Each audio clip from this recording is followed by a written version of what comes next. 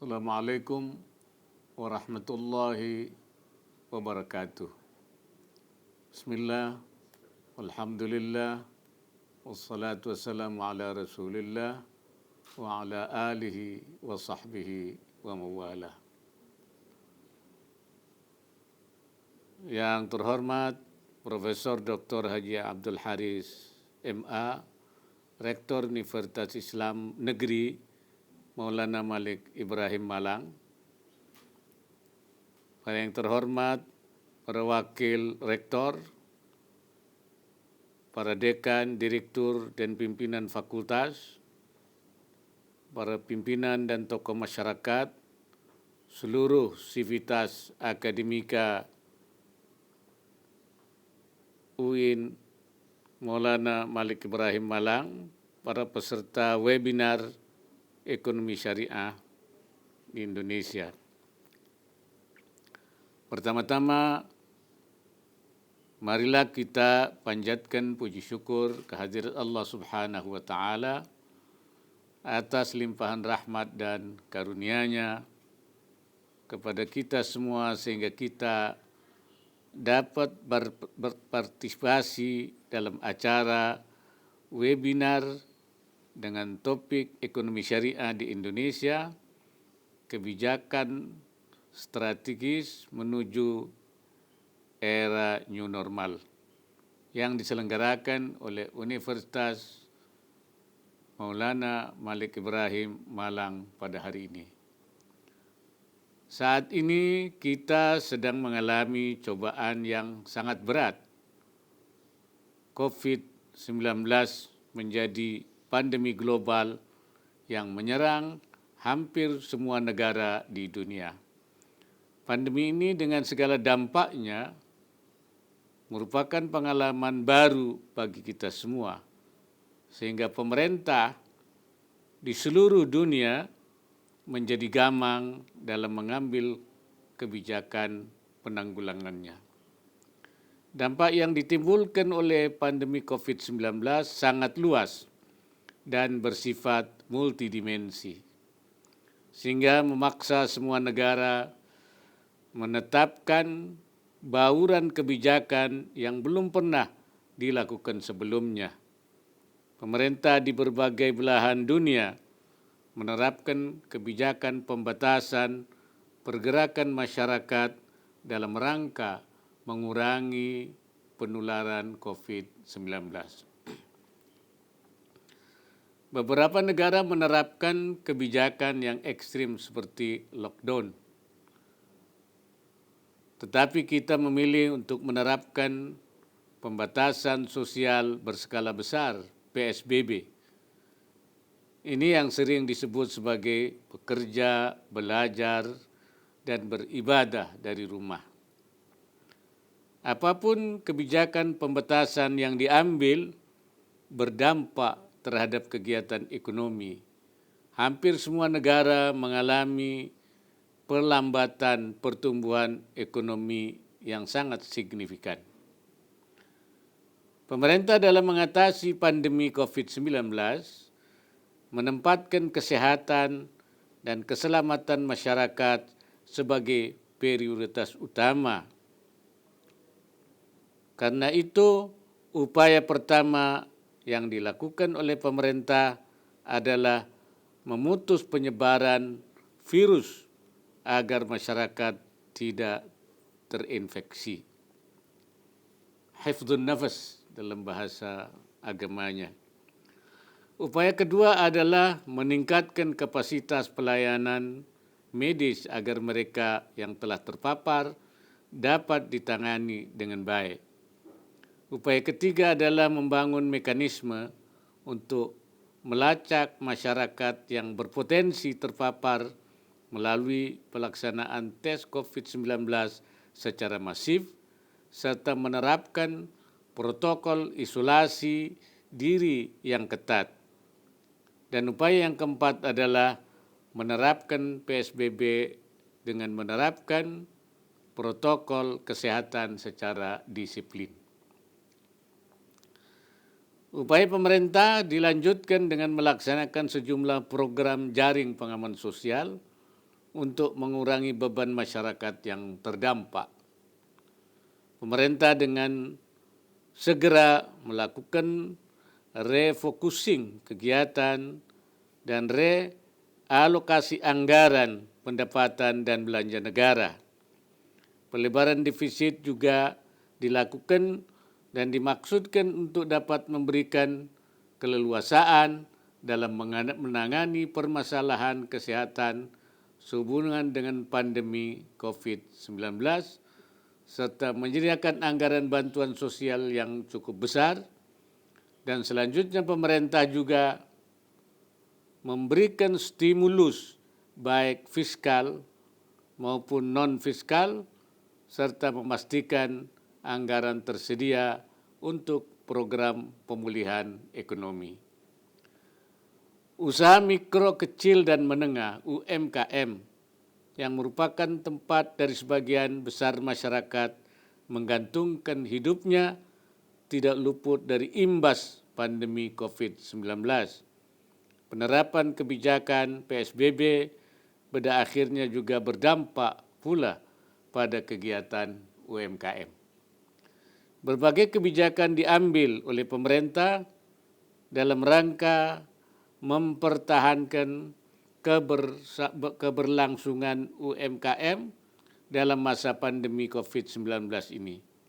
Kebijakan yang diambil antara lain pemberian insentif pajak untuk wajib pajak UMKM melalui pembebasan tarif pajak penghasilan atau PPH, relaksasi dan restrukturisasi kredit bagi UMKM, pemberian subsidi bunga kredit bagi UMKM, serta berbagai kebijakan lainnya. Selanjutnya UMKM perlu dipersiapkan agar dapat langsung bergerak setelah masa pandemi COVID-19 berlalu.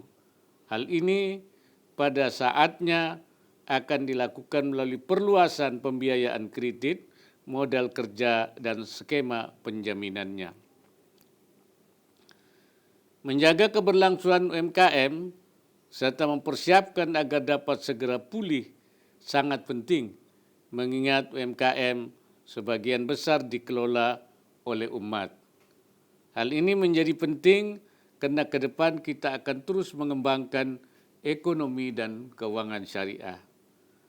Berbicara mengenai potensi ekonomi dan keuangan syariah, terlepas dari adanya pandemi COVID-19, masyarakat Muslim Indonesia merupakan bagian dari kelas menengah yang perkembangan kemampuan ekonominya sangat cepat dan dinamis. Mereka membutuhkan pilihan produk, jasa, dan keuangan yang sesuai dengan prinsip yang dianutnya. Samping itu, kebutuhan akan produk halal merupakan bagian dari gaya hidup kelas menengah Muslim yang dinamis tadi. Namun demikian, pengembangan ekonomi dan keuangan syariah masih jauh dibandingkan dengan potensinya. Oleh karena itu, kita tentu perlu mendorong agar keuangan syariah dapat terus berkembang dan menjadi penggerak ekonomi nasional. Potensi lainnya yang perlu dimanfaatkan adalah terkait dengan industri produk halal.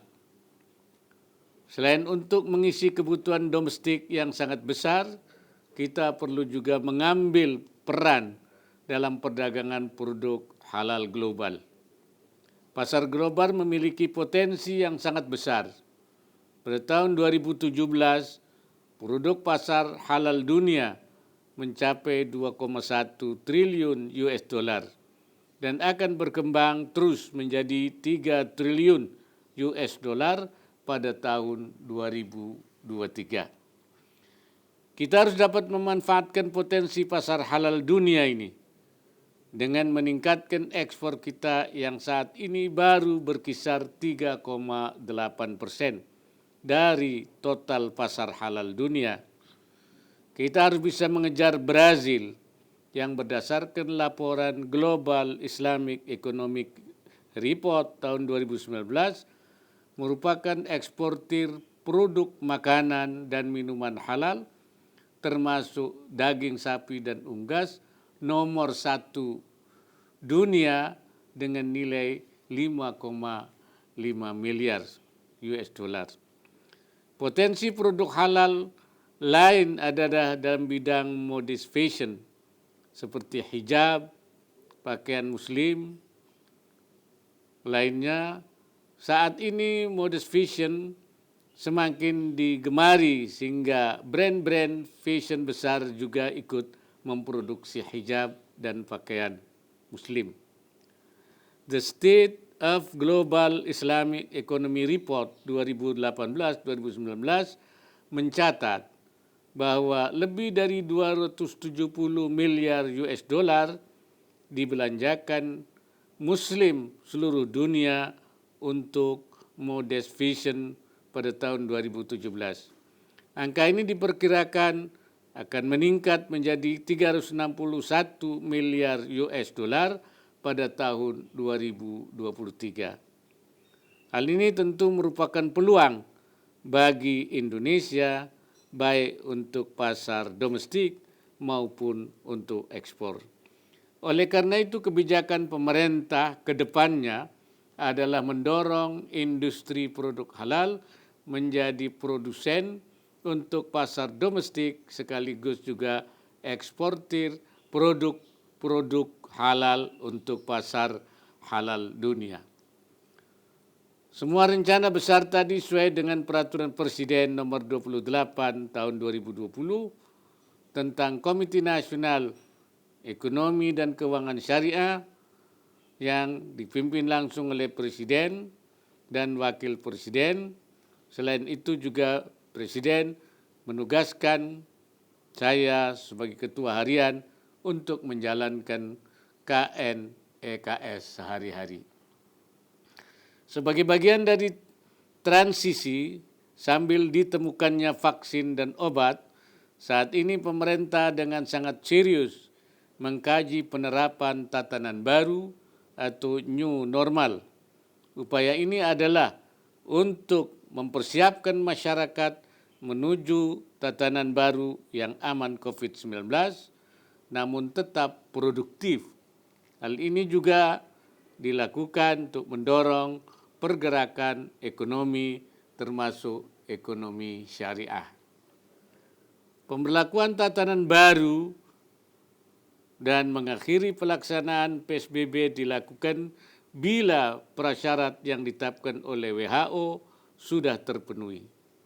Prasyarat pertama, penularan virus sudah terkendali.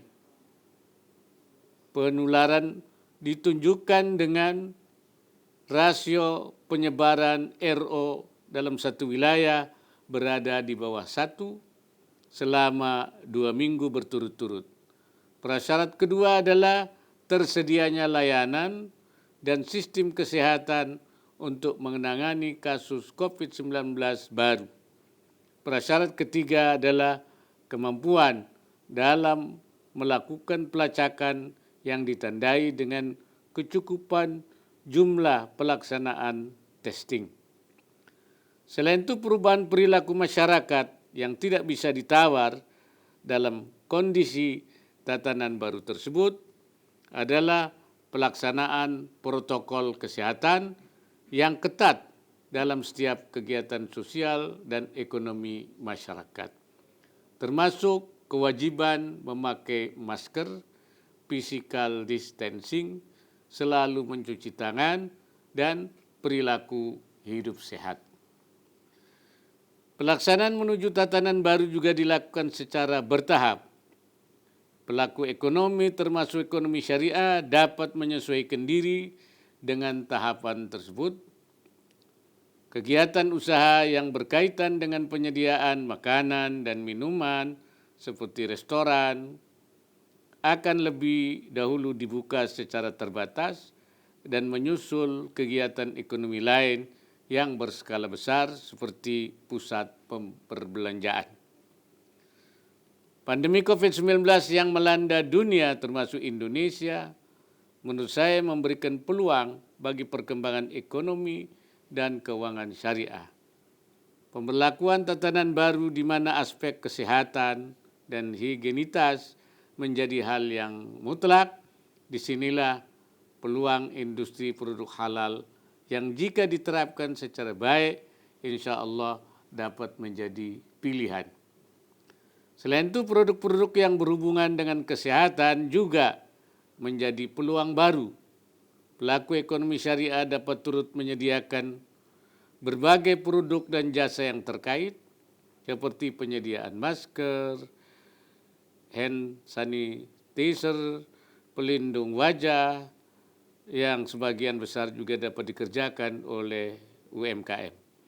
Hal lain yang perlu diperhatikan berkait penerapan tatanan baru ini adalah terjadinya perubahan kebiasaan masyarakat.